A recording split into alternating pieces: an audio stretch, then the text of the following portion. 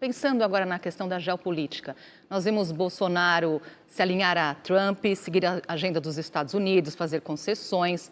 E temos agora Lula buscando um protagonismo na solução de grandes conflitos mundiais. O que esses dois momentos dizem sobre o nosso comportamento vira-lata? Eu acho que é interessante porque eles falam do nosso comportamento vira-lata, mas vira-latices distintas, digamos assim.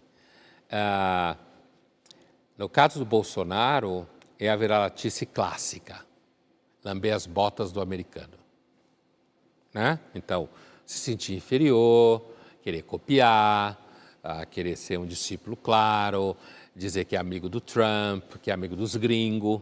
Esse é clássico, vira-latismo clássico. No caso do Lula, eu acho que é mais complexa a questão, inclusive porque no caso da geopolítica atual do PT, me parece que há, na realidade, uma espécie de antiviralatismo, né? Como apareceu, inclusive, na coluna do colega da Folha, professor da Federal de Pernambuco, Marcos André Mello, né? Sobre isso mesmo, o antiviralatismo da geopolítica. E por quê? O Brasil em termos geopolíticos, o Brasil é uma potência regional. Então, o Brasil é importante para conflitos que aconteçam entre Argentina e Venezuela, entre Venezuela e Guiana, certo? O que acontece na Bolívia, no Paraguai. O Brasil tem, inclusive pelo seu tamanho, ele tem uma vocação a ser uma potência, inclusive também em comparação aos outros países, pelo seu mercado econômico, por sua potência econômica, uma tendência a exercer um papel de influência. Porém, sabidamente, ser uma potência regional na América Latina não tem importância geopolítica. Quando você pensa no globo, não tem nenhuma.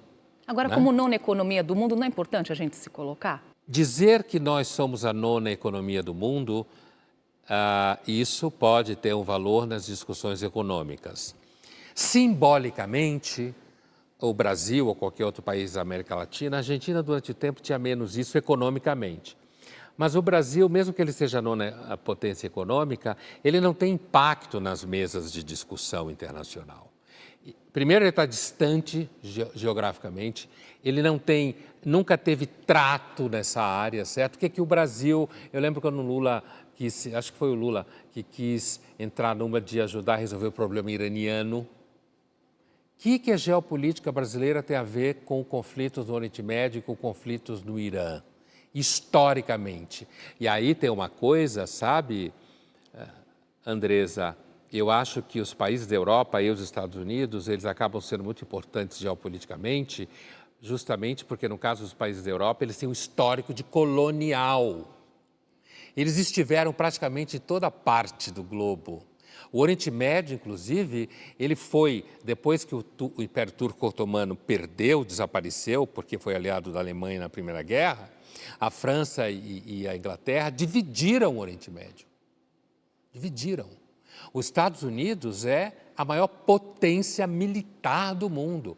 O Brasil, militarmente, é um nada no mundo, certo?